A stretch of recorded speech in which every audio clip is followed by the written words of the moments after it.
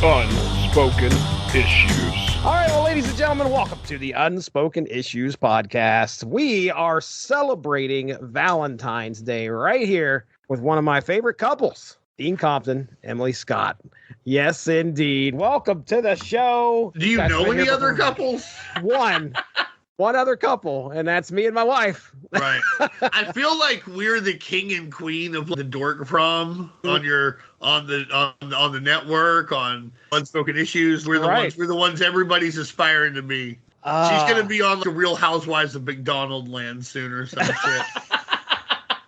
shit. Me just throwing a glass of wine in Grimace's face. I can't believe you did that at our white party. Officer Big Mac being like, yeah, we got to come out here a few times a week. Oh, man, that's great. Well, hey, yeah, we're celebrating Valentine's Day. I don't think there's too many of these Valentine specials out there. No, there's not really a ton of Valentine's Day specials in superhero comics history. If you expand, obviously there's romance comics, there's other things where it pops up.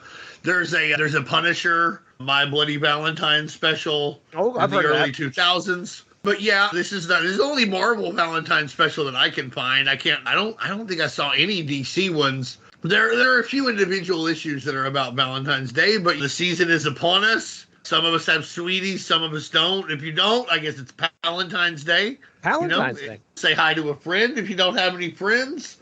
I don't know. We're your friends now, so buy me a present.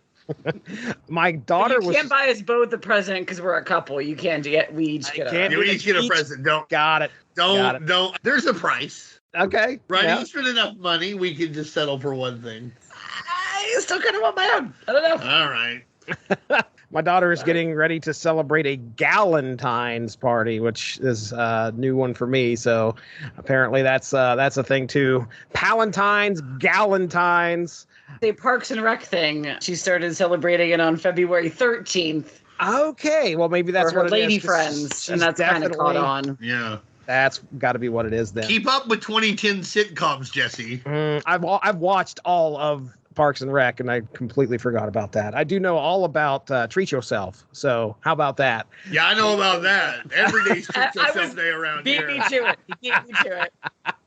All right, well, so, okay, Marvel Valentine Special #1 drops February 12th, 1997, according to Mike's Amazing World of Comics. This contains, I think, 5 stories, 48 pages long. So each, of course, this is very similar to this holiday special that we talked about, where we've got different stories kind of going in theme with the holiday, different writers, different artists, different characters. Yeah, I'm going to go ahead and hop into this thing, unless you guys have something you want to cover real quick before I do. It's very interesting to me that this got put out at all. This is 97 Marvel. This is around the time of the bankruptcy. They're not really greenlighting a lot of new projects. They never did one before. They ain't done one since. I'd love to get a hold of some of the editors here and ask them about who pitched this, how did it come about. It's a nice package for the price point, but it comes out at a very interesting time. Yeah, they were like, the ladies aren't reading enough comics. How do we get the ladies? Ladies love the romance of the Valentine. Oh, that's right. It could be as simple as that like the pitch worked because it was the ideal was that we need a comic book to pitch to women who we'd like to get more of that market share. And that kind of pitch is the kind of pitch that works if you're in bankruptcy. Think about companies that have made big fucking comebacks. They usually take a big chance when they're in bankruptcy. Yeah. So if this got approved, it's probably for a reason you're saying, let's go get some ladies. Because what do you, otherwise, like, let's publish a 15th Spider-Man book. Well, we've got a lot of Spider-Man books, Doug. Also why they promptly followed it up with their Easter special to bring in the Christians and their St. Patrick's Day special to bring in the Irish. All the Irish. Well, they didn't do either of those things. What? Then what did I read?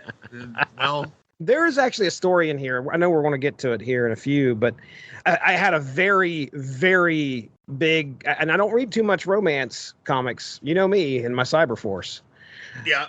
Not too much romance happening in that. Don't cut my nuts out from under me. Don't worry. I'm making jokes. You jumped on that one. There's now what am I supposed to do? You just took one of my things. Oh, well, my bad. Bring up the guy with the knife in Madison Square Garden.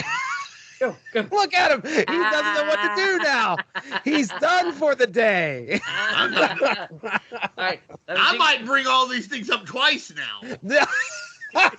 Now I have editing shit all over my hands. It's going to be bad. No, listen, there's a story in here that really threw me back to romance comics. So I think you're right. But what other spot could one of these stories fall into? And we'll talk about that here in a few moments. But just to kind of support what you're saying, there are absolutely some vibes that I get that are, hey, romance comics, folks. It was the thing. So let's talk about our first comic. Spider-Man's definitely a thing. Yeah, and arguably a romance comic. You could argue that. Like we've talked about that Spider-Man, when Steve Ditko leaves and John Romita Sr. comes in and takes over, he was known for drawing slick, pretty ladies over at DC. All of a sudden, Peter Parker's a lot more handsome. Gwen Stacy's there. Mary Jane's there. They're wearing the go-go boots, and all of a sudden, everything's real pretty, and Peter Parker has big-time soap opera problems. Our first story, it is a Spider-Man story called My Fair Spidey. And this is written by a creator that I don't know much about. Tom Robert, is it Payer? Tom Payer? Tom Payer. Man, dude rules. He did some New Gods. He did the Hour Man. Have you heard of Ahoy Comics? They're going now. Oh, yeah. Yeah, I think he's the editor-in-chief. Nice guy. Talked to him a few times on Facebook. Big-time DC editor later. He wrote the Hour Man series, the Android one that spun out of JLA and DC 1 Million around, started in 99 and goes until, I want to say 2001, 2002. Okay. Yeah, if Al Sedano's listening to me, I apologize, sir. I understand he is quite a He's writer. prolific. Yeah, he wrote Legion and Rebels, Rebels, over in DC. He was writing that. We'll just call those Legion and Rebels. Those are acronyms. I spell them. Acronyms. I spelled them out. Yeah, I actually read all of Legion last year and Rebels, and I really liked it. And his stuff on it was some of my favorite. Yeah, I brought up Al Sedano. He does a podcast. He's part of a podcast strictly that focused on Legion, and then, of course, moved on to Rebels. Rebels 94. Yeah, there you go. So, yeah, again, this is a DC writer that no clue what any of this shit is. I'm just sitting here singing songs from My Fair Lady in my Legion was a way to kind of do Legion of Superheroes in the future contemporarily, but what was weird is it started in 89, so they called it Legion 89. Then it was Legion 90. As the years changed, this changed. Yeah, the title kept changing. Legion 90. Yeah, Legion 90, exactly. You gotta spell it out. You gotta say it. You don't, well, yeah, Legion 90. 90. There you go. Right. Emily, you said you were singing songs from My Fair Lady. Now, I'm an uncultured swine sitting over here, so I need you to tell me about, that's a play, isn't it? Or is it a movie? So My Fair Lady is a movie based on a play called Pygmalion. Okay. And the premise of it, we see sort of acted out by Peter Parker in this, where he's going to go find some schlub and make him up. I got so someone will love him. Audrey Hepburn played this role in the movie. But she plays this straight edge. She talks like this. Yeah. He's going to make a lady out of her. And she is fantastic and charming. All right. Yeah. All right. I don't think she knew how not to be. Yeah. Arguably still the greatest actress of all time. Hear any argument from me? Penciled by... Got some hot takes. That's because you don't even know who she is, Jesse. Audrey Hepburn? I know who Audrey Hepburn is. How many movies have I watched with Audrey Hepburn in it? None. Okay. Here's the thing. Do you think she could play Ballistic in a Cyberforce? Okay. All right. Breakfast at Tiffany's. Yeah. All right. Breakfast at Tiffany's. Ballistics at Tiffany's. Ballistic at Tiffany's, yeah. That's perfect. Say yes to the dress. Or else. Right, exactly. See, I knew you'd join in. That's great. Penciled by Mark Buckingham. And I think he did the cover, too. Okay. Inked by Kev F. Sutherland, lettered by James R. Novak, and colored by Mark Bernardo. So, yeah, I had a feeling that the title of My Fair Spidey kind of tied in the plot as well. So here is the plot synopsis of this story. 10 pages. On a special Valentine's evening, Peter Parker and Mary Jane share a dinner together, engaging in some conversation. During their time together, Peter recounts a recent experience where, just happened that day, I believe, where he assisted a young man named Roland in attempting to impress a girl named Theo, I think was her name, whom he desired to move beyond friendship with. Peter describes how he guided Roland in updating his wardrobe and shedding some of his nerdy traits in an effort to appear cooler. However, Mary Jane becomes upset, explaining that her love for Peter stems from his genuine self, not any facade of coolness. Realizing his error, Peter takes Mary Jane across town to rectify the situation. Just as the transformed Roland attempts to impress Theo, Peter intervenes by using his web-spinning abilities to trip him up, undoing all the efforts made to change Roland's appearance. Theo, in turn, is relieved to see the authentic Roland underneath, realizing that genuine connection trumps superficial impressions. So there you go. That is our plot of My Fair Spidey. It's just sort of the loose premise of I'm going to give this person a makeover, and so then someone will like them. My Fair Lady's got more. There's a whole bet thing going on that he bets some other highfalutin friend of his he can make her into a lady and then present her at some party. Isn't She's All That also? I was going to say that. Yeah, there's a lot of versions of the same. So it's a very common trope in romance things. And one of the things I like is this sort of parallel between Mary Jane or MJ and Peter Parker and Theo and Roland. Oh, yeah. Where they're coming down the steps of the library when Peter Parker first sees them, and she's calling him Wildcat. So apparently if you're a super hot lady with a crush on a nerdy guy, you have to give him a big cat nickname. Yeah. Tiger, Wildcat, I get it. Right. For sure. Panther. Is that you suggesting one I should give to Cheetah. No, none of this works. No, you could call me Fat Cat Slim. That's what you call me. That actually sounds really cool. I know. That's why I want you to call me that. You apparently Fat Cat have Slim. the same elocution lessons that Roland had in this comic that Peter Parker gave him. No, I'm cool on my fucking own, and I was always cooler than Peter Parker. And even when I was super uncool and had a Wolverine watch when I was in 9th grade that popped open, that was obviously for a 6th grader, obviously not for someone who was 14. I was like, I'm wearing this. This is great. Okay, first of all, that watch sounds amazing. It is amazing. It was amazing. Yeah, it does. Second of all, I like how MJ takes every opportunity to remind Peter Parker of what a catch she is. Yeah. Just to let him know, in case he forgot since yesterday. Hey, Tiger, you got yourself a catch. That's right. I forget the exact famous quote of hers, but face it, Tiger, you just hit the jackpot. The jackpot. Yeah. I also like that they have Valentine's Day dinner and it's a giant platter of burgers. Hell yeah. Did you notice where they have a giant platter of burgers? I was thinking, I had the Baconator on my mind, the new pretzel Baconator at Wendy's. You just always have the Baconator. I could eat like 3 of those. We are not a sponsored day. by Wendy's, by the way. I am. This is free endorsement. No, of the they gave me a Baconator. Didn't you say you had 2 at one point? You had 2 Baconators in a day? Yeah, the other day. Oh my gosh. You got to hit your apparently and you're going to and I had 10 McNuggets or 10 not McNuggets. There's no mix. Sorry, Wendy. Sorry, Dave Thomas. There goes our Wendy's endorsement. Right. I resigned. I have to write a thing. It's like, dear Wendy's patrons, it is with a heavy heart that I must let you know that I accidentally referred to our crispy nuggets, which are much better than McNuggets, as McNuggets. And so I will be leaving my post as Wendy's rep. This is a low-key kind of Valentine's celebration here that they sort of have, just hanging out in the bedroom, sitting on the floor. I think they're broke at this point. Mary Jane is going back to college, and Peter's also going back to college, and he's a high school teacher, so they have like $13. Okay, all right. Well, that makes sense. So many burgers. That is a lot of burgers. Because it was 1996 and like burgers were like $1 at McDonald's. Yes, my God, you're absolutely right. I forgot. So even in New York City, if you had $13-15, you could get 9 or 10 burgers from McDonald's. Like, no big deal. Maybe a couple more. Those were the days. Right. When you can get a hamburger for a fair price to eat with your supermodel girlfriend on the floor after you tied her up and had some spiderweb bondage sex with her. Learned MJ is kinky. We probably already do that. I don't know. There's no way. I don't want to get too graphic here or whatever, but because this is a code approved book, so we'll try and keep this code approved other when I say fuck. which I say it a lot, but otherwise we'll try and keep it there. But listen, if you're Spider-Man, you're wasting your time if you're not kinky. You can stick to the ceiling, you're quadruple jointed.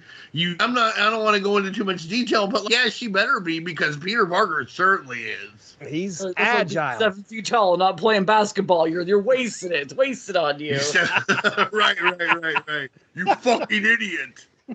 Hey, you got bit by that radioactive spider and you're almost about to die, but do you fuck? Shit.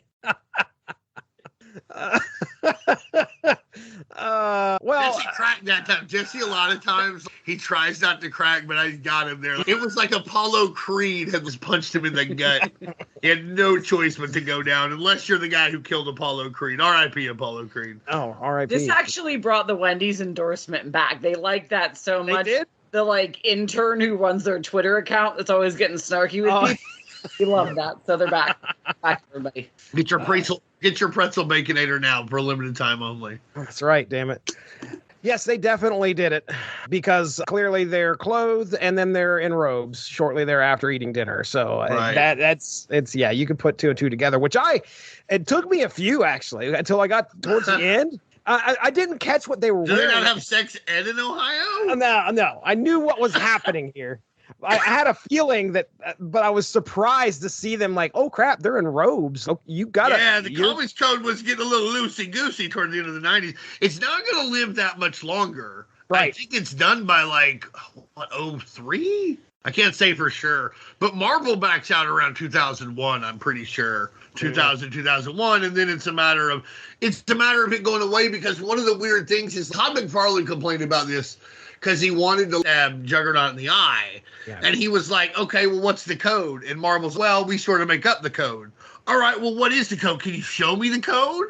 Well, we hire the code people. Well, what is it? And that's the thing, since Marvel and DC and Archie were bankrolling it, once one of them pulled out, it's just a matter of time, because what are we paying for if we're just going to censor ourselves? And this is toward the end. Also, at this point, the code was useless. Things would get more useful soon, where you'd have this is a Marvel Max comic, or it's rated M, or this one's teen, kind of what they do now. What does it mean for the comics code when there's implied bondage? Right. This is okay for everyone.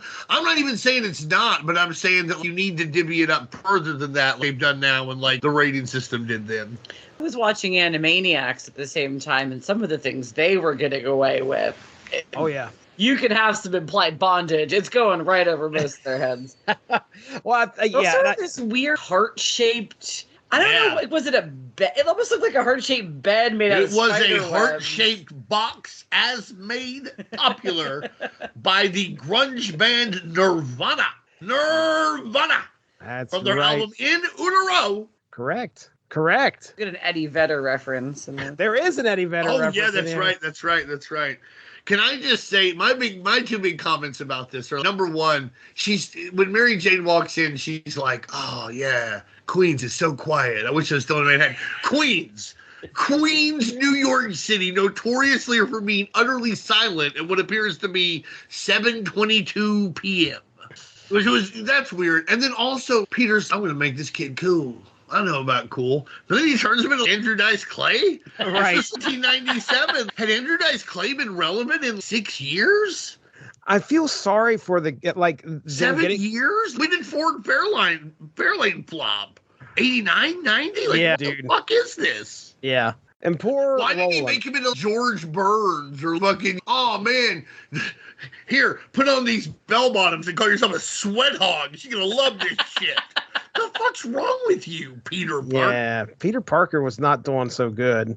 He even for 97 was, you're still this guy. I mean, we're almost a decade away from the height of Andrew Dice Clay. But let's not forget that culture moves slower then. An album will come out, and then 3 years later, one of your friends oh, cool. I first heard Nirvana after Kurt Cobain died. I get it. I don't know. I'll give him a bit of the benefit of the doubt with that one, except with Andrew Dice Clay, it had been so long that, Yeah, I'm just looking at the leather jacket, and he says he helped him out with his lingo, and I'm like, no, you didn't. You did not help him out with his lingo. He walks in as he walks into the library, like he's. It does appear to be the library. Yes, it does. He walks in and he's just a complete disregard of silence in the library. Walks up to with her. The librarian, always a plus. That's such a weird thing about this trope, too. It's like, oh, I'm going to give the nerdy guy a makeover. And then he goes from can barely speak to a woman to hitting on every woman inside. That jacket is magic, bro. Peter Parker should have kept his magic jacket. He don't need it no more. He's got Mary Jane. It's just too powerful an item. They just can't be handing out magic items. Yeah, you need to earn your way. You're a GM, you get that. I do, but I'm just saying that Peter had decided this kid was worth it. That's a choice only Peter can make, and it was the wrong one. Yeah, but as you like to say, I'll steal a phrase of yours for a second. If Peter Parker knew shit from apple butter about romance, then he would have recognized that this lady was already into this guy, and he didn't have to do a goddamn thing. He could have gone home and had kinky, heart-shaped web sex with his supermodel wife. You're not wrong about that. Yeah, I agree with you. Also, let's point out that Mysterio probably killed somebody on this night, right? Peter Parker's like, oh, I got to go stop this androgenized clay that I created. And let's mask up Mary Jane, by the way. Yeah. So nobody knows who this supermodel who was on a soap opera That was just her idea. That wasn't even part of her identity. It was just kink stuff, it was right? It was just part of the whole thing. Part of the whole thing. She's like, this will be on my face for an hour. I like it. She's all for it. So Mysterio's probably killing someone. The Green Goblin is torturing Gwen Stacy's clone as this is happening. He's got to use his web fluid to stop Andrew Mice Clay from himself. I just had a not comics code approved thought about him putting that webbing on her face. Stop it! And I know. That's what I'm saying. Like, we're done. I know. Don't say another word. Code approved. I don't want to ruin Spider-Man for everyone forever. Too late. Code approved. Yes, poor Roland. And it is funny that everything is undone. What a fucking terrible name. This guy had nothing going for him. Making Bob Dole jokes. I forgot about that. Clearing his throat all the time. His name's Roland. Jesus Christ. Why is anybody talking to this guy? Well, he landed somebody. It's not, okay. Clearly the message is be yourself. That is the message, yeah. That is the message. Be yourself and love somebody for who they are. Right. So there you go. Let's take a look at what we got coming up next.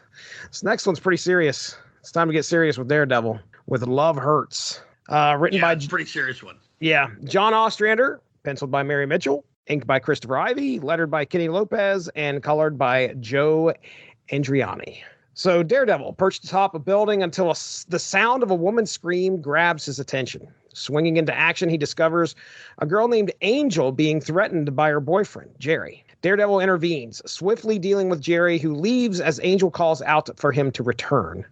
Seeking an explanation, Daredevil learns from Angel that Jerry's actions stem from intense jealousy and that she believes he doesn't mean it when he slaps her. Back at home, Matt confides in Karen Page, puzzled by Angel's reaction. Feeling the need to reason with Jerry, Matt resolves to find him. Karen, meanwhile, reaches out via her radio show to offer support to Angel, emphasizing the importance of self-love and the unacceptability of abuse. As Angel confronts Jerry in front of his friends, the situation escalates when Jerry pulls out a gun. Daredevil swoops in, saving Angel from harm. Addressing Jerry, Daredevil empathizes with his fear while condemning his abusive behavior. There's a stint in there where Daredevil essentially believes that Jerry is afraid of, acting a certain way in front of his friends, I guess is the way I took it. Jerry is a victim of the socialization of toxic masculinity. That's fair. That's definitely. She's the victim here.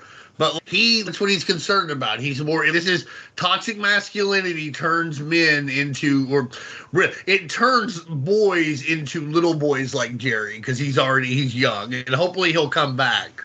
Yeah. But it's toxic masculinity. That's why he acts this way. He's concerned with saving face in a weird way he doesn't have to. And he's concerned with losing control of a situation and controlling a woman instead of loving her and wanting to work with a partner. That's what you should want instead of wanting to dominate one and who they talk to and what they do.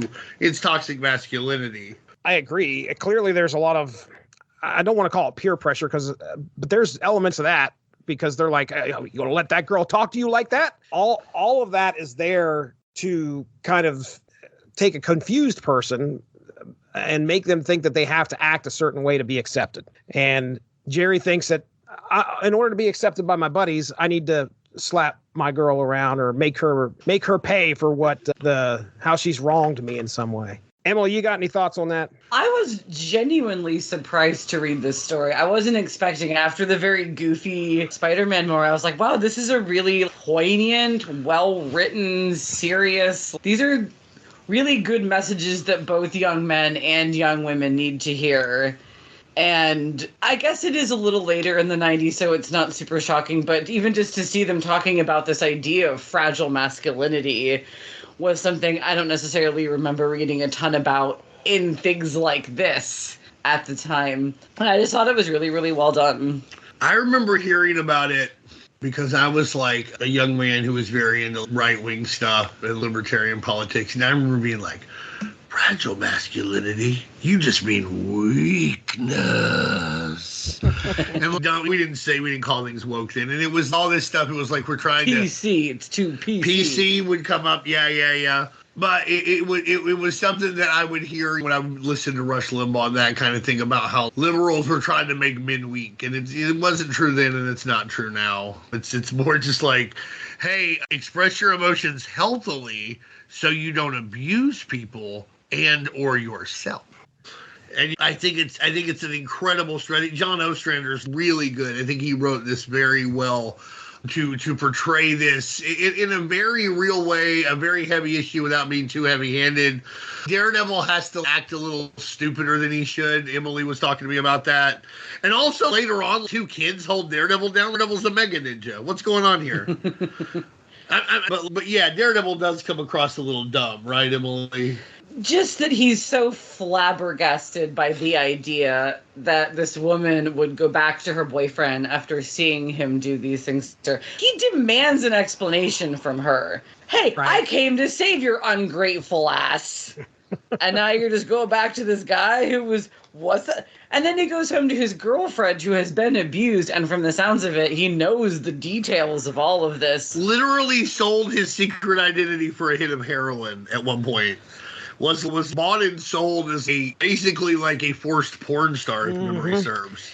All that having been said, though, it certainly is not uncommon in real life for many men to hear all sorts of details about their wife or girlfriend getting abused, but then still make these same comments about other women and look down on other women who aren't, quote, strong enough to leave or that kind of thing. I don't know why she put up with it, so those kind of attitudes don't necessarily go away because the woman you are with was abused. Right. So I don't know if that was their intention. Maybe I was just giving them a bit of the benefit of the doubt there, but I think it's definitely not an uncommon phenomenon in real life. I think it's definitely a way also, of course, a way for us to get an explanation as to what happened. Daredevil he definitely knew all the details of Karen's past, and most likely, if this was a real situation, he would have kind of understood exactly what was going on, especially as a lawyer as well. He worked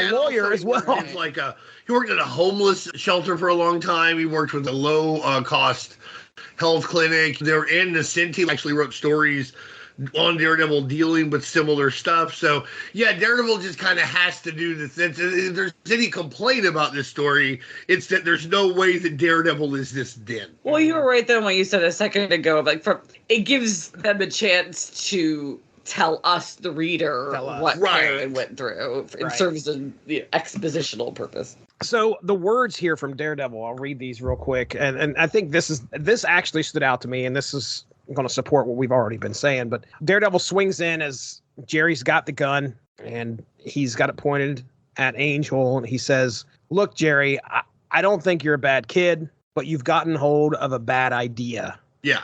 That's great writing right there, to be honest, the way that's phrased, because it's a situation of telling somebody, hey, yeah, you are not thinking correctly here. And there's hope that you can come back from this. And it's also the implication. Abuse is a really weird thing in that people are like, how could somebody stay? How could they put up with this?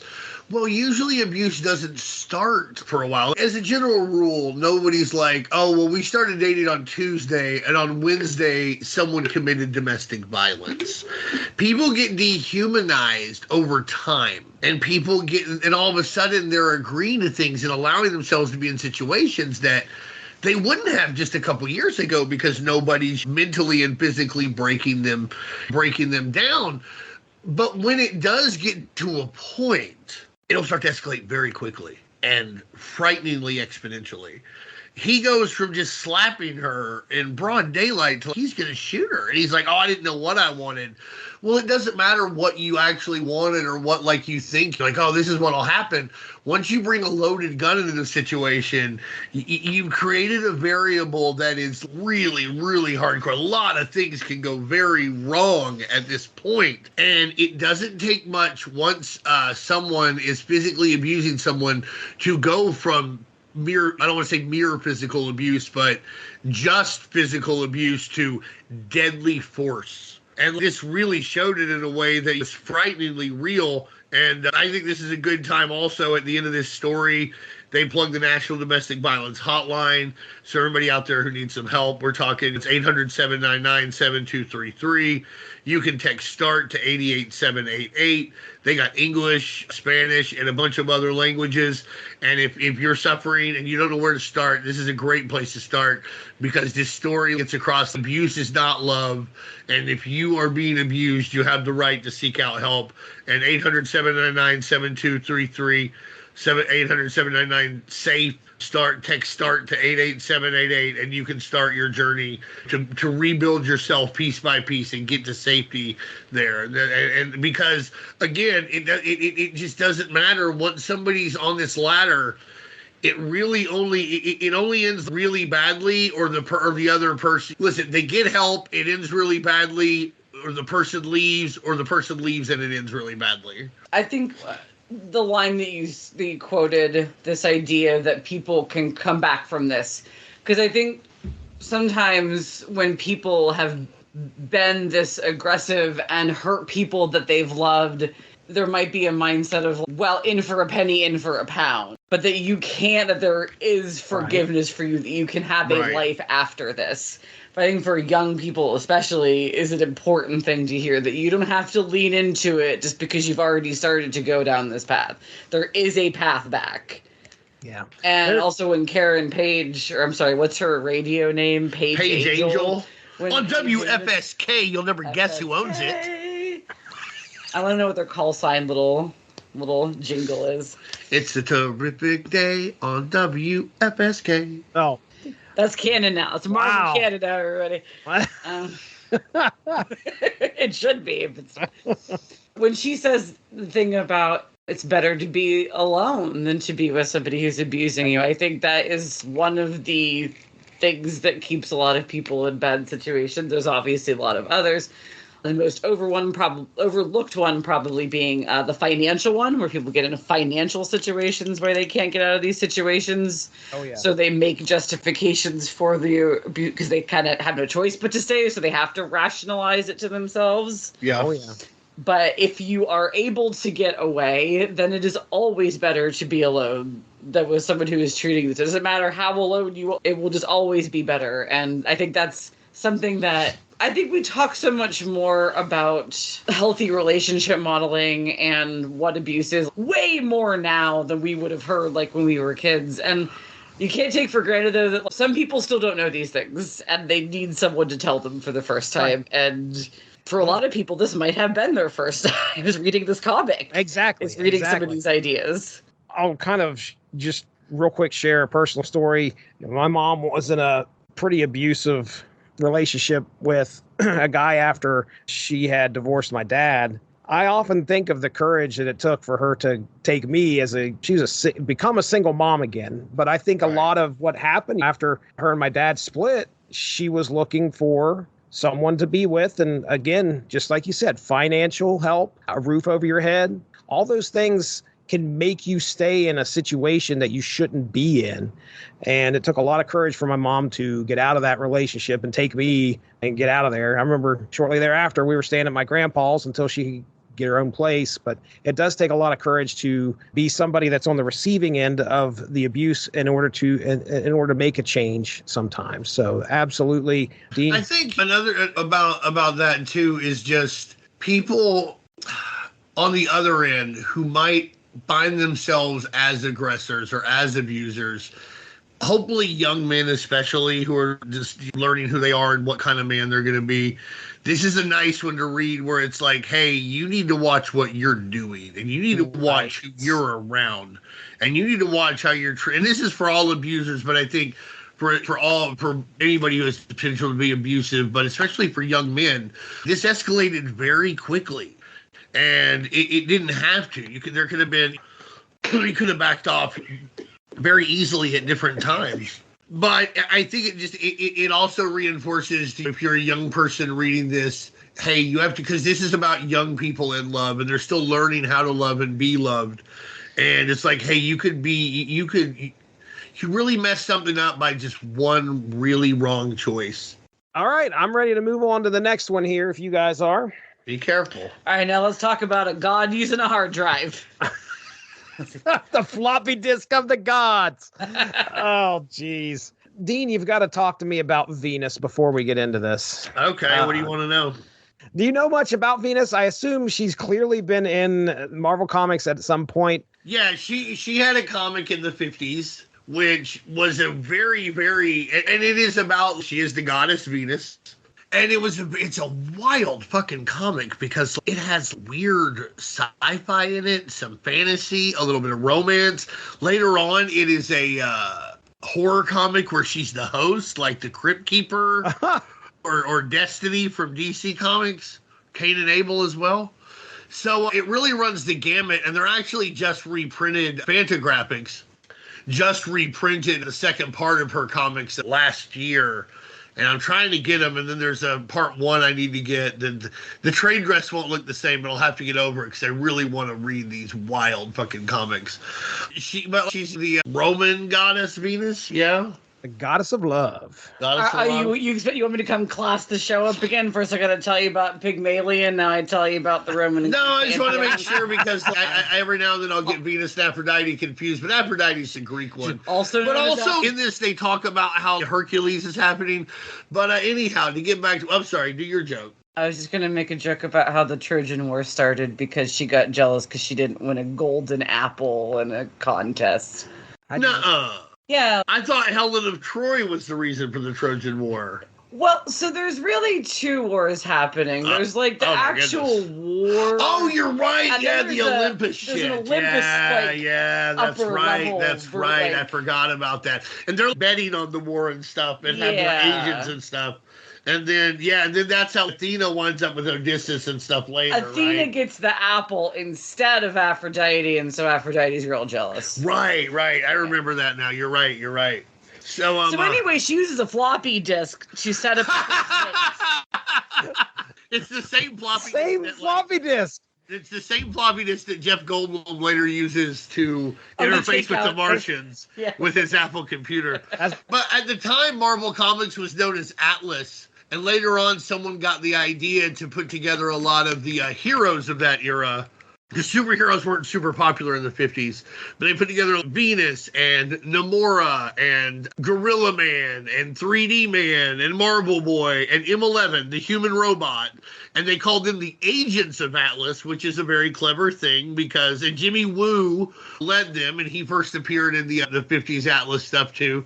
And so Venus has been a Marvel character since then. She is the goddess of love, and she appears every so often. I think she's been much more active this century than she was, say, between like 1956 or so and this issue. She probably didn't appear a ton between them, a few times. That's because she sat around for 40 years pining around after this guy Whitney who runs Hammond. the agency in this comic. And that's the other thing that goes on here in this comic is Chili Store, Hetty, and was it Marcy and Cindy and Mr. Hanover and Whitney Hammond. They're all characters either for Whitney Hammond is in Venus. He runs Beauty Magazine. He's always like, I want to get Venus from my magazine because she's real pretty, you know what I mean? Like, But then she's too busy using her floppy disk to blow up the alien spaceship. And then Bill Pullman comes out and says, "This is our Valentine's Day."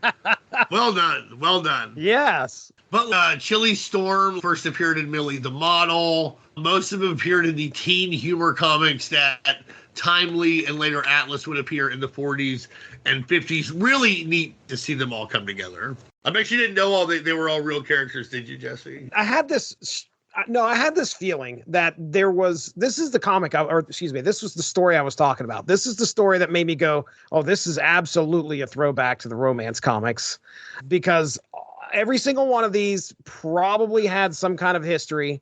Our penciler, is it our penciler or our writer? Dan DeCarlo? Yeah, Dan DeCarlo. Dan DeCarlo is one of the most famous, if not the most famous, Archie artists of all time. Right. And you can tell. Big time teen humor, romance guy. And so, yeah, this is definitely a love letter to the 50s era romance stuff that Marvel did, and also a little nudge to the Archie teen humor stuff. I also assumed reading it that there might have been little references or Easter eggs for people who are more familiar with romance comics that I wasn't necessarily picking up on. It felt like there might be an extra level it could have been enjoyed on. Right. If someone was really familiar with the tropes of those comics. I just pulled up Frank Strom just to take a look and see what he has under his belt. And it looks like there's a lot of, you talked about the humor.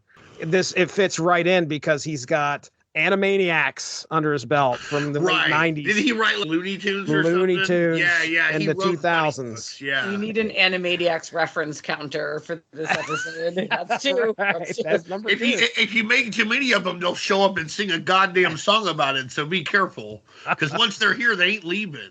Yeah, Powerpuff Girls, Scooby-Doo, Looney Tunes. So, that's a resume right there. Right. See, at the time they really were trying to get a younger audience. They did the Looney Tunes comic for a long time. And later on, the Cartoon Network stuff, they did them for a while. I think 50 or 60 issues of them. They really wanted to find a way to get comic books into kids' hands. And the way it was for me, you read the Archie stuff, you read the stuff in the papers, you read some of the Looney Tunes when it came around, and then you would graduate to the superhero stuff, and then you'd buy shit forever once they got you there. Those were my comic books. I just had a personal epiphany. Oh, say it. Because for somebody as nerdy a kid as I was, I just wasn't exposed to a lot of comics. I certainly had a few comic books here and there, but it wasn't something I was super into. But I would go and get those big books of comic strips from the newspaper that they print out, like the Calvin and Hobbes ones, the Far Side ones. Right. Garfield. I get everything from the library. I did actually read some of those. I get what's the Beetle Bailey and Beetle Bailey. Snuffy Smith. And those were I'm just not realizing those were my comic books. Yeah, for sure. They're definitely sequential art. It's slightly different, especially because you gotta do this. Somehow you gotta have something going every fucking day that catches people up, but also moves the story along. Yeah. And you have 4 panels to do it. It's a wildly restrictive art form, but when done well, like a Calvin and Hobbes, or the Far Side, or for better or for worse, man, it can really, really deliver. Gary Larson only needed 1 panel most of the time. That's right. Talk about a challenge. I got plenty of those sitting upstairs. Yeah, well, wait till you see Krabby Road. Krabby Road? The hell? Krabby Road. Well, obviously Emily gets that. You would instantly recognize it. I didn't know what the hell he was talking about either the last time he brought it up, which wasn't that long ago. It's like this 1 panel joke thing. Basically, this lady's old. Oh, okay. All right. That's it. That's the joke again. She was on a lot of calendars and coffee mugs and that kind of thing. Oh, I know exactly what you're talking about. Yeah. She's always got her bathrobe on. Yeah. I know exactly what you're talking about. When I was a kid, there weren't kids or what the fuck ever. Old people just dumb fucking jokes. Sometimes they're genuinely funny, but usually it's just like, do cars need brakes? We used to just grab something. And you're like, what the fuck are you talking about? In my head canon, she's Kathy's cooler aunt or grandma or somebody. Kathy's kind of your boring friend, and then you meet her cool grandma, and you're like, I'm gonna go hang out with her at this party. Ack. Yes, exactly. Kathy goes ack. Happy goes Ack. I just real quick, last word on Frank Strom here for me. This is his launching pad into funny books, as a matter of fact. There's 3 other books, according to Mike's Amazing World of Comics, that he did before this, which are Mighty Morphin Power Rangers, Ninja Rangers number 3, then Ninja Rangers VR Troopers number 4, number 5, and then Marvel Valentine Special, and then from there on out, it's like Cartoon Network Presents, Animaniacs, Looney Tunes. So this is actually interesting. I'm aside from possible errors being on Mike's Amazing World of Comics, which is possible, this is his first writing a funny book, and that's pretty interesting here. We're actually covering some really nascent work for him. The Mighty Morphin Power Rangers aren't too far off, though. They are a kid's property. You have to take certain care of them. They're a licensed property, too, which he's going to be very involved with later. So it's an interesting thing because they're neither fish nor fowl. Because, yeah, they're not quite a kid's funny book, but they are for kids, and there's more action, but they still have to make jokes. Oh, yeah. So it's very, he definitely cut his teeth on a tough thing to do when everybody was fucking looking too, because Mighty Morphin Power Rangers stayed hot until at least, 96. Well, okay. Title of the story, Atom Age Amore. As Venus reminisces about her past love, Whitney Hammond, in Olympus, Joya interrupts with news of a large saucer heading towards Earth. Venus springs into action. Meanwhile, on Earth, Mr. Hanover is striving to launch his online dating service. His employees, a bevy of beautiful women, are amazed when an application arrives from an exceptionally eligible bachelor. Now, I think the story calls her Chili 7. You were calling her Chili Storm? It's Chili Storm. I don't know why I called her Chili 7. Okay, all right. We had the same conversation before. I was like, whose name is Chili 7? Right. It's a strange one. So and she's appeared recently in some books. Like, I think she was in Squirrel Girl and stuff recently. And she is canonically a lesbian now. Oh, okay. Because she can't get no man. Oh, well, she's tried. Christ. She's a supermodel, and all of her friends are like, that's because you can't get a man. I'm pretty sure this smoking hot model could get a guy if she really wanted to. So she just hadn't figured it out yet. Later, she would figure it out. I'm with you. No, I'm here. The implication seems to be that because she is such a witch, as they might say. She's a heel. Or she's heel-ish. Yeah, because men never date mean hot ladies. Ever. Everyone knows that. Never. Oh, the bitchy hot girl sitting at home dateless. Yep, all the time. Chili, one of the employees, defies company policy and pursues said eligible bachelor. However, Venus intervenes, warning Chili against her plan, citing the potential extinction of humanity. Ignoring Venus's advice, Chili responds to the application, triggering the arrival of an alien named Goom from the saucer.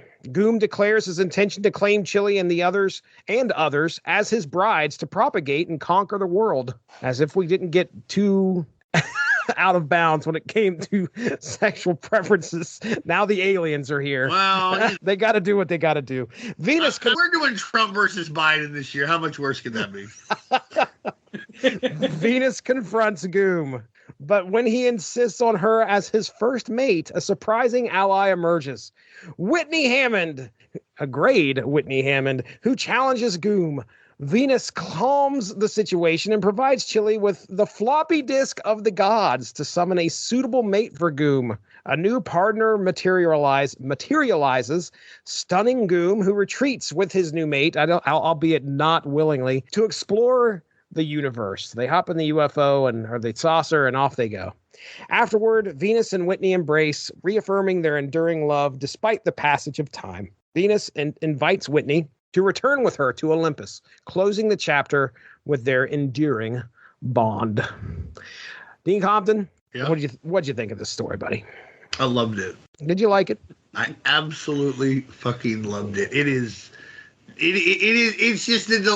just fun. It's just that's all. Yeah.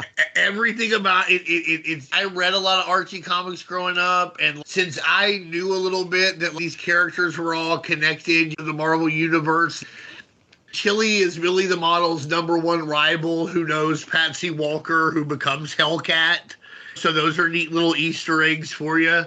It ends really sweetly with Whitney Hammond getting to go to Olympus. It was It's just nice. The art is top notch. Dan DeCarlo, who's only gonna, I think he passes away in like 2001. Yeah, this is one of his last jobs, and it still looks tremendous. Terry Austin doing the inks, though, arguably the best inker of all time. He's one of those guys. For me, he's right up there with Klaus Janson and Tom Palmer. Just amazing work here. So I just think it's just you just laugh the whole time. It's silly. The whole thing is like, what are they even doing in this office? The great joke about did he lie on his application? I think a guy like this could afford a bed. It's just wildly funny. I mean, it's fun to see this kind of story in this book in this kind of book at this time. And I think it's just what the doctor ordered. You really need to go kind of lighthearted after the heavy stuff. Let's go the complete opposite direction now, so we can get people feeling good again. I do think it's important that the Valentine Special showed a lot of aspects of love, some of the more negative ones. One of my favorite songs is the Mountain Goats' Love, Love, Love, which is all about people who do terrible things for love. There's a line in it, it's like Sonny Liston rubs some Tiger Balm into his glove. Some things you do for money, some you do for love, love, love. So you get to see some of that shit, but then it's also time to show up with the goddess of love, doing love stuff, in an office full of people doing whatever fucking job to keep this dating service going. And then in the end, she goes back to the Olympus with her boyfriend. Who could ask for more? So can I just say that Mr. Hanover is like, I'm broke. I don't have any money. This bro owns an internet company in 1997. He's rich as hell. He's about to be, if not already. Come on, man. This is right around the time when parents are telling their kids they got to go into computers. Right.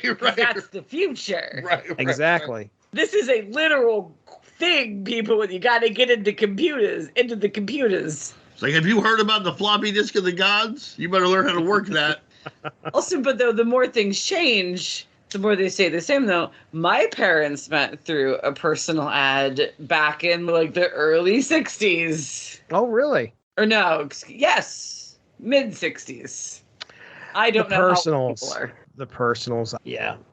They're like a newspaper or something, some kind of... Yeah, like I used to read those back in the day when you would get them, and it would always be, Star Child, the woods have returned. Never listen. Never listen to the abyss again. Your friend, Pathfinder. You're like, what the fuck is going on here? Yeah. The fuck is this? Yeah.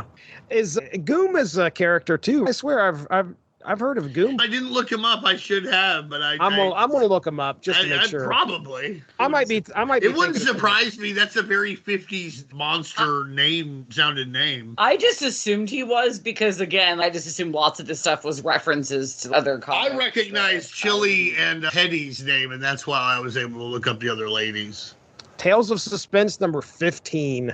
Okay, yeah, so that'd be like a 50s monster comic.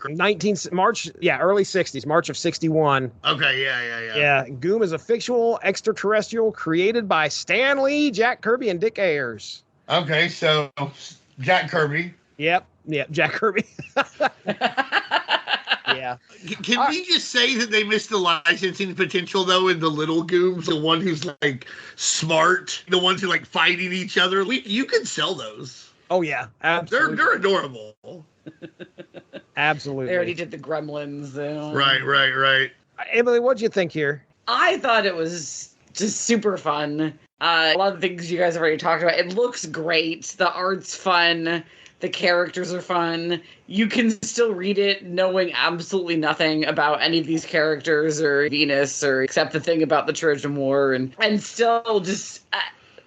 it's a throwback comic, but it also still feels very fresh and fun. It doesn't necessarily feel like it's trying to be, I don't know, too old-fashioned. I guess it's about... I just like the idea, like you said, like they're on the forefront of something being like, this piece of crap company that does internet dating, that's not gonna go anywhere. But I guess at the time, you wouldn't necessarily have known that it was going to. It might have... There was a huge stigma against it, let's not forget, for a long time. It's true. That's true. And now it's where at least like 20% of long-term couples meet their partner. Yeah, through the internet. 20%? That seems low. At one time, it's probably even higher now. Oh, okay. It's the internet went way up on the graph, and church and work went way down for lots of obvious reasons. Right. What if you met at internet church, though? My cousin's a pastor of an internet church, so See, there you go. does it on MetaQuest. Does it on MetaQuest. What a jerk Goom is, by the way, when they find his extra special perfect mate. Using the floppy disk of the gods, this woman appears, and because she looks like him almost, he's disgusted. He's like, "Oh no, good." Let me quote this: "Good Lord," and then choking sounds.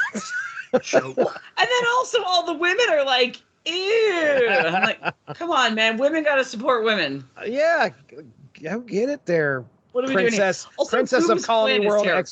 Yeah, it's a terrible plan. Yeah. What the hell? Yeah, I agree. Just take over the earth if you want. Is it just because we're the ones who have online dating? Well, I think he's just really into sexy Earth ladies. That's the problem. Like a neckbeard, from any race, any alien species. It's always the same. He's lusting after these supermodels at this ad agency instead of working on himself and trying to do better to attract somebody with similar interests and similar values and stuff. He's like, look at them titties, It's just weird. Go back home, Goom. Nobody needs you here. Well, this is also kind of the problem, though, isn't Boo. it? Because Venus sets them up, and they do actually have similar interests, but Right. that interest is domination. And then she's like, all right, you two, off you go. And they're going to go take over the rest of the universe? What are we doing why here, did they Venus? start here? Already here. Why are we leaving? What the fuck does Venus care? She's only the goddess of Earth shit. She must care because at the beginning when they're like, hey, you're just sitting around moon gooning over this guy for the last 40 years. Well, look at that. Something's streaking toward the earth and going to take it out. Better go take care of it. Well, it's going to take the earth out. Cares. That's what I'm saying. Yeah, but she doesn't care if they go somewhere else and conquer Oh, sorry. stuff. She's the god. She's like, I'm the goddess of Earth, love. Fair.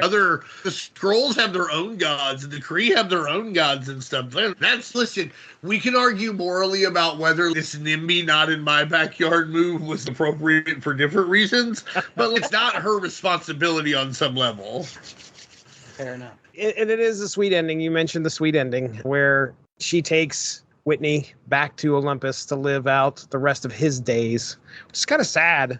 But it's sweet. So why is it sad? Because they lost all the time? It's sad because the way that she worded it, no more, you belong with me on Olympus, Whitney, where you shall live out your final days in the arms of your eternal soulmate, which that's beautiful. Okay, that is beautiful. But it's kind of sad too. She has to sit there and I'd rather them be together than be apart. I'll just put it that way, but it's going to be sad. But once he's on Olympus, there's all kinds of shit. Like, here is the feather of the Aarakocra, and it will give you 3 extra years or what the fuck. We're talking about gods in the Marvel Universe. That motherfucker living forever. Okay, I'll take it. But I bet he has to stay on Olympus. But hold up, because that would have happened regardless of whatever age he goes to Olympus. It's sort of like when a familiar gets mad that a vampire doesn't turn them when they're young and then they get old, and it's like, because it was a blink of an eye for this immortal creature, and now they're old, they don't want to get turned anymore because they're old. If she had just brought him up there when he was young, he could have just lived there forever while he was like young and handsome. Because her rationale is like, oh, well, he'll get bitter as he withers away and I'll stay young and beautiful. Well, I bet he's not bitter now that the same thing happened and he missed out on 40 years with Venus, the goddess of love. Again, I just feel like they're gods in the Marvel Universe. She's going to get Thor and Hercules to go on some weird fucking quest to go get some elixir of youth from Set. And Thor's got to hammer up, and Hercules is going to give the gift of battle, and they're going to bring it back so he can get youngatized. Youngatized. All right, we're moving on then. If you guys are ready to go to the greatest gift, Let's do it. That's the gift of love. The greatest gift, written by Tom DeFalco, penciled by Dan Lawless, inked by Jeff Albrecht, lettered by Jack Morelli, and colored by Adam Galenta. And folks, get ready for a tale about Crusher Creel and Titania. So we're about to talk about in Pittsburgh, Crusher Creel, the absorbing man, is purchasing, yes, that's right, we teased at the beginning, a Millie the model doll for his wife at a collectible store when two thugs come in to rob the place. When the thugs run off, Crusher pays for the doll, but outside he runs into some cops who believe he is on a crime spree and demand that he get on the ground. As Crusher absorbs the properties of a brick wall, the police open fire. Meanwhile, in Cranberry Township, Titania grows bored waiting for Crusher to come home until she is astonished to see a news story showing Crusher being chased by the police. Back in town, Crusher is in a standoff with the police until they decide to toss a grenade at him. Unable to damage Crusher, he looks down in his hand to see the doll, now a burnt hunk of plastic. Enraged, Creel is about to unleash his fury on the cops until Titania arrives. The police then turn their attention to her, unleashing a barrage of bullets. Titania ducks behind a car with Crusher, and the two decide to make a break for it. Able to escape, they make their way back home and begin packing, because it's time to get the heck out of there. Crusher is upset his present for his wife was destroyed, but soon realizes that she appreciated the gift that he gave her, which was the best gift ever, bringing back a little excitement into their lives. And there you go. That is The Greatest Gift by Tom DeFalco. It's just, listen, anytime you get a nice villain tale, and these specials tend to be a spot where you can do a villain tale that's really redeeming and fun, and you get to see you get to develop the characters a little bit. It's great to see these two living low, and then him going after the Millie the model doll. He's like, I'm paying this legit. Yeah. I'm doing this for real. Also, it's important to note, wow, 2 different Millie the model tie-ins in the same book, because Chilly Storm first appeared in Millie the Model comics in 1946, like number 3 or something. I looked it up the other day. So that's pretty neat too. It's everything. It's topsy-turvy in the most fun way. It's a humorous Bonnie and Clyde where nobody gets Tommy gunned. True. They don't Tommy gun anybody. They might get Tommy gun a little bit. It doesn't hurt them. I always love seeing these two together, and this was just no exception.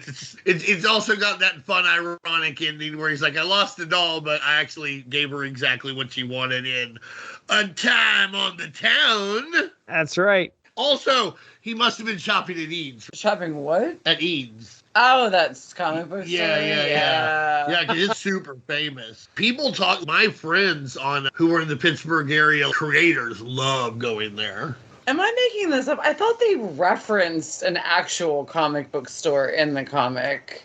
So it says here, Like, it says being... what? So right at the beginning, the city of Pittsburgh is famous for a variety of reasons. Being the home of Dream World Collectibles isn't one of them. And I guess that's the name of the... Dream World Collectibles, boo! Yeah, that's the name of it. I meant to look up if that was a real place? Store. Let's find out. Dream World Collectibles. Yeah, they're probably fine. I'm booing them for no reason. That having been said, if you are in Pittsburgh and want to go to a comic book store, the one that Dean is referencing is indeed quite an excellent one. Okay. It's Eads. Yeah. EIDES, they're super good. But obviously, if you need some comic books, Speeding Bullet Comics is the There you go, Speeding Bullet Comics. Our good friend Matthew Price, great friend of the show. Don't forget you can get sbcomics.com or hit him up on Facebook. They'll take care of what you need to. They don't have quite the golden age selection that you would find at Eads. I remember when I went there, he had X-Men #2 in super mint condition and Captain Marvel Adventures very early, number 15. He's like, oh, do you want to see any of these? I'm like, I can't afford to drop it. Yeah, I'd be scared to touch it. My gosh. By the way, there is a Sports World Specialties in Pittsburgh, but no Dream World Collectibles. Yeah, that's right. They went out of business in '97. Crusher Creel. The whole incident with Crusher Creel, and they were like, we can't do this anymore. Yeah, we're getting out. There's already the Heroes World debacle. The Marvel went to this.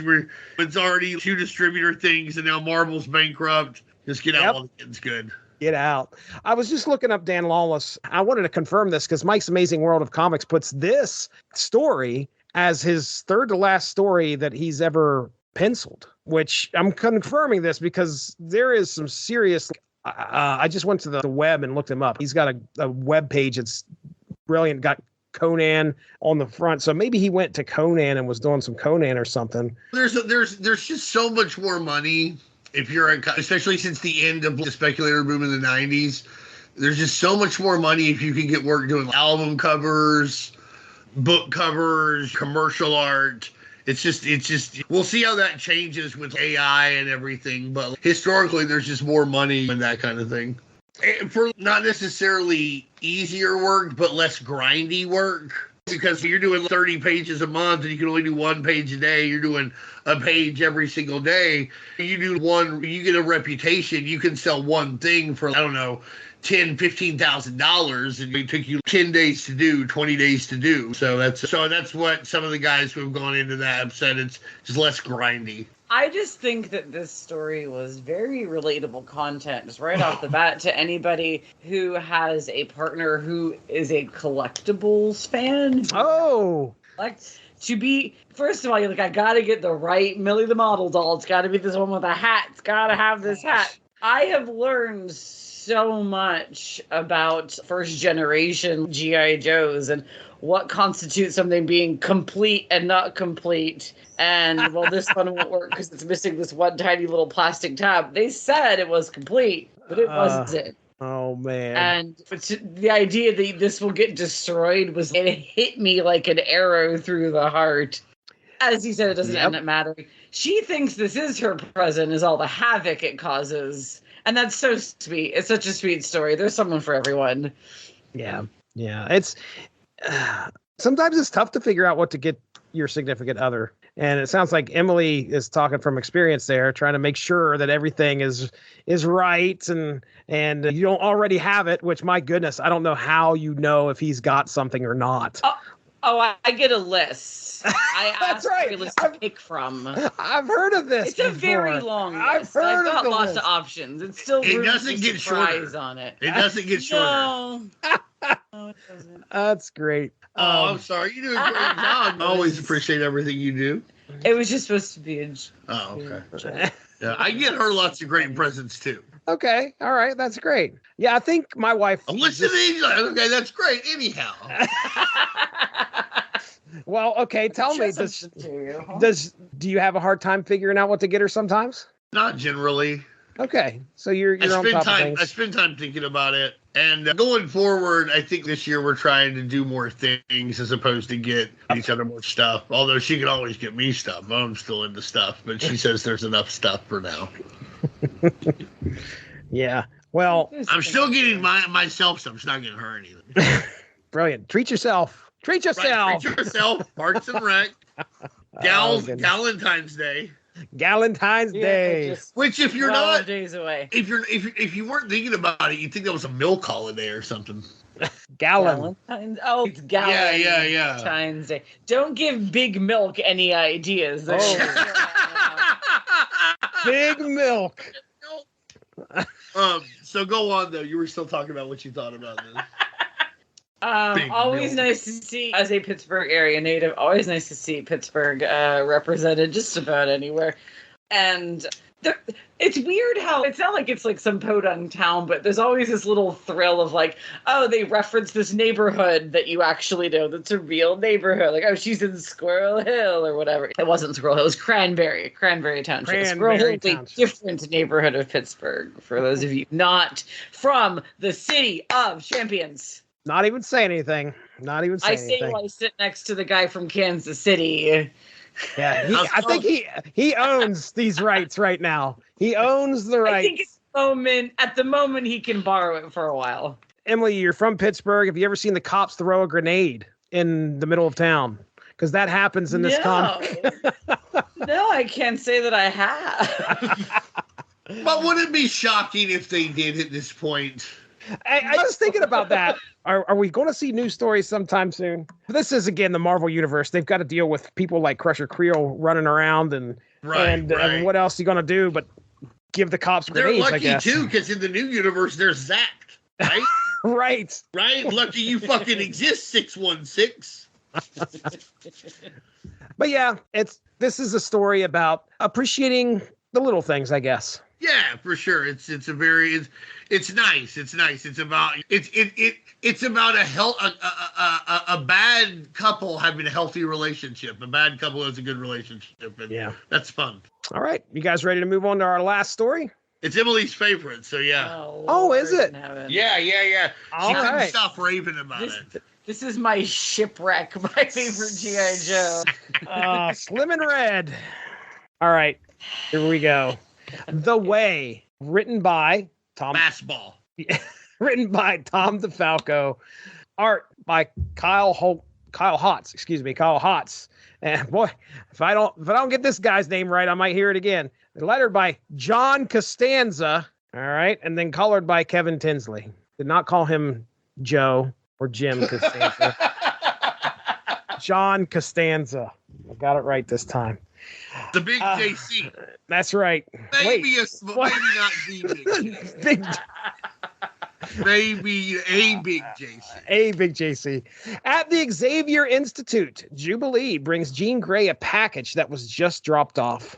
A Valentine's gift for Jean, which ends up being a cactus. She smiles as she recalls the time her and Scott were pulled into the future to raise a young Nathan Dayspring, crossing a vast desert and being attacked by a gang of raiders. As they fight, Jean is hit in the head and Scott is hit in his legs. A raider grabs Nathan, threatening to kill him. However, Nathan savagely bites the raider's arm, giving Cyclops the opening to hit him with an optic blast. As the raiders run off with all their supplies, Nathan is petrified they will not be able to survive the desert, but Scott instills in him hope, showing him a cactus that has survived in the desert. So shall they. The trio continues for days until thirst and weakness begin to stop their progress. As Jean is about to give up, Scott will not leave her side, and as all hope looks lost, he sees another cactus. Inspired, Scott spurs on his wife, begging her to find strength through love to continue on just a bit further. They somehow can continue drawing off of that love for each other to finally reach their salvation at a large river. Oh, God. Back in the I don't know why I'm logging. It's perfectly fine. Back in the present, Scott arrives at home to find Jean elated to see him and takes comfort in knowing she received her present. All right, there you go. Little cacti hanging out in the desert. Not even Cactus Jack. Oh, not even Cactus Jack. Well, I guess we got to start with you, Emily, because you have to explain what the problem is here. Why you How long you got? This is not really that big a thing. It's a big thing. I'm not a big fan of Cyclops, but well, I don't like Cyclops either. I like to not like Cyclops. I want to make that clear. Okay. I do have a much bigger issue with Jean Grey, and this isn't about the Phoenix or Dark Phoenix. This is just about when she's being Jean Grey. And Dean will always tell me how wrong I am about this, and actually she's great and all this. But every time I ever see her, she's getting bonked in the head and goes, oh, and is useless. Now, to be fair, about 95% of that is represented from the X-Men, the animated series, where that did seem to be all she did, is use her powers a little and then collapse. Yep. But so I was expecting a little something different here, and then she still gets bonked on the head and is... Do you remember that time on the cartoon when she fucking loans Wolverine when he's like, hey, Jeannie, you want me to help you nail this up? I always liked using my hands. She's like, I like using my mind. And she like puts like 40 nails in the thing at once. Just Wolverine is like dead. This is the only thing that his healing factor can't stop. I think her best moment, that is genuinely a like top 3 one too, but my favorite is in the Christmas episode when she's trying to cook Christmas dinner, and then Gambit also wants to cook Christmas dinner. And Gambit has a chef hat on. Gambit has a chef hat on. Obviously, he is the winner of this fight. And she's literally about to murder him if this fight continues, so... She does have that, at least. I will give Jean Grey that. Okay. As far as this comic goes, I know this is a stupid thing to fixate on, but, and once again, it gives us this narrative framework where her getting this cactus as a delivery allows her to tell the story to Jubilee. It gives us the framing of the story. Oh, yeah. But I just assume the reason she got it through a delivery is like Scott's away on an important mission and can't just give it to her himself. So he's ordered this for her. He's going to give it to her himself later. Hello. He's going to be like, there is a giant web-shaped heart in here. A platter of burgers with your name on it. I have commissioned Peter Parker to build us a web bed. But then at the end, he shows up. You're like, you couldn't go to Whole Foods and buy a cactus and then bring it home with you? You couldn't stop. Why Whole Foods? I don't know. I just picked a place that sells little cactuses. Little cacti. I know. Cactuses is cuter. Okay. I don't know. Pick any store. Grocery stores. They're in New York. Go to a bodega. They sell cacti at bodegas? Some of them sell plants, yeah. Fuck. A lot of the ones on the corner of the streets in New York will have lots of flowers and plants for sale outside. I guess that's the difference between Philly bodegas and New York City bodegas. Oh yeah, it's there's like, not a flower inside of the When I went to Philly bodegas, thing. they got no cacti. They have pretzels though, and they're delicious. It's because they have the flower market. They have all the flowers in one place. That's fair. City. You're right. That's a Philly joke for you. We got the Pittsburgh jokes, the Philly jokes. Keep those Pennsylvania jokes coming. Jesus Christ, let's get a Harrisburg one in next. Harrisburg is the joke, but oh my fucking God! You went to Penn State. You know about State College. I completed the trifecta there with Pennsylvania jokes. So now we can move on to this story about him sending a cactus 5 minutes before he's gonna get home anyway. I always thought it was cool that there was this tale about how they got to raise Scott got to raise his son with Jean's help. But it's Jean's sort of kid. Yeah, Jean's sort of kid. In the future, they weren't separated by all this. What a terrible honeymoon, though. Oh, yes. Yeah. Can you imagine? You're like, hey, let's go on our honeymoon, and you get whisked away to literally a post-apocalyptic future. Yeah. Where apocalypse runs things so that you can raise your kid.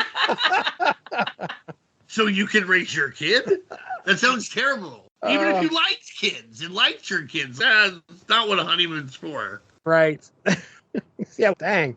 Yeah, it's to get away. And you did not get away. Most people raise their kids later. Or at least not during the honeymoon. The smallest gifts count. I think this was a really good special. I don't think any of them suck. I think this is probably the worst of the bunch. I want to say that Cyclops, tactical leader of the X-Men, battleground genius, supposedly super quick, super on the uptake, knows the right move at any time, is marching these motherfuckers through the desert during the day. Thank you. The first thing that you learn about desert survival for lots of reasons is you walk at night. Part of it is because predators are active at night. You don't want to be just sleeping. All this fucking desert fox comes up on you and eats you. Part of it is it's just literally this is the best time because the sun, this will be the coolest it is. And deserts, a thing that people forget about deserts, they get really cold at night. So, it might be dangerous to just huddle up and go to sleep if it's 29 degrees, which isn't uncommon for American southwestern deserts to get.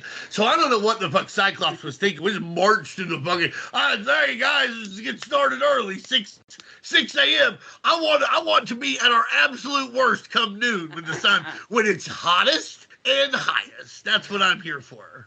How do you get... He's just lucky that it's... Oh, sorry. No, go ahead. Jean Grey's just lucky that it's Jubilee there to see her get the cactus and tell the story to, because if she had told it to say, like, Storm, sort of been like, I'm sorry, he did what? Well, I'm sorry, Storm doesn't count, because Storm would have just been like, well, let's make some rain. He's got to be like Beast or Wolverine. He can't be Storm. I just meant she knows the desert. Oh, yeah, for sure, but she also has this... Can you just imagine if Storm's like, you couldn't survive in the desert, why don't you just make some rain? You're like, you fucking Storm, I can't make rain. Imagine if Storm said that to Cypher, and his he can read any language. And this is honestly, in real life, what a cool fucking thing to do. You can read and understand and speak any language. Alien languages, our languages, dialects, sub-languages. And she's like, why didn't you just make it rain, Cypher? I don't know, I was reading this fucking Scrollian phone book. Poor guy. Can you imagine her saying that to most people? Oh, are you saying can't. You can make it rain? You can't make it rain? You don't? Oh, I'm sorry. Well, I'm gonna fly off. Oh, you can't fly either. Well, I'm a little parched, so I can't help you because I've been making it rain in the desert all day. Oh man, no, Storm wouldn't be very polite. Actually, that's the one thing is Storm is very. We're a little off track or whatever, but who cares? This is fun. Oh yeah. But Storm is like very proud, but she's hardly ever rude. And when she is rude, the situation calls for rude. Oh yeah. Oh yeah. But she's definitely very sure of herself and doesn't mind that, but never in such a way where you're like, man, Storm's a fucking bitch to me. She's usually, if you're respectful, she's respectful. You gotta love that. That's right. So she would actually never be like, oh, you couldn't make it rain. But Jubilee would absolutely be like, oh, you can't make shitty firecrackers. Oh, you know, your 4th of July, you got to go buy firecrackers. I just make them. But, oh, sorry, go ahead. You just have to respect the Jubilees of this world because there are so few things in nerdy culture that you can get everybody to bond on, and dunking on Jubilee is one of those things. Yeah, but Jubilee does have her fans, and and good for them. And also, it's important to note that she's an Asian American woman in comic books, and it's easy to forget that. I liked this story fine. It was pretty run of the mill. I also wish that, again, I like the plot and I like the feelings you get.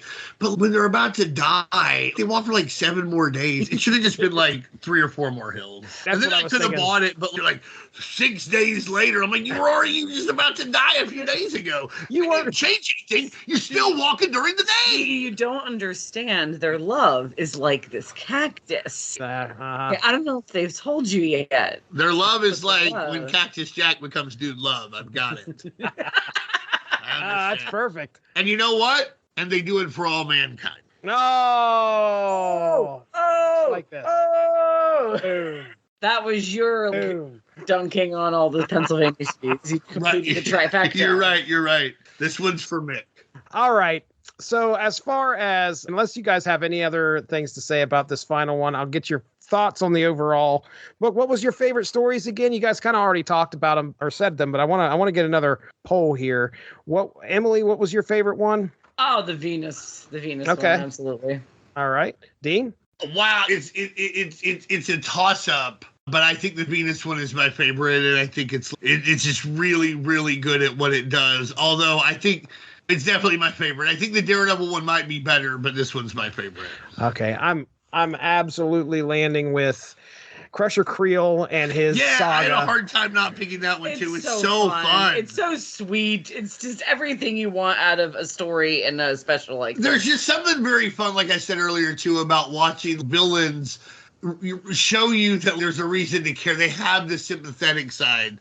It's what in Dungeons and Dragons. One of the things that people have to learn, and I read this in the book of villains, which teaches you how to create villains. They're like, detect alignment can be bad because, you might walk up and cast that on somebody who's just at a bar and they're a chaotic evil, but what the fuck are they doing right now? You're just gonna, are they, they're chaotic evil, but are you any better if you just go bash them in the head while they're eating? Everyone else in this tavern is going to be like, whoa, bro. Right. Unless everybody already knows who they are, like Mussolini or some shit, then it's fine. But otherwise, it's like that. And I felt this way similar here, where it's like, who cares if they're evil? They have a life and do things outside of that. And it's neat to see that. All right. Well, so, it's hard not to pick it, but I got to go with Venus. So you lose. This one is Venus. All right. It's one of the advantages of being a couple, too. We have 2 votes, but I'm calling Mindy right now. All right, see which one.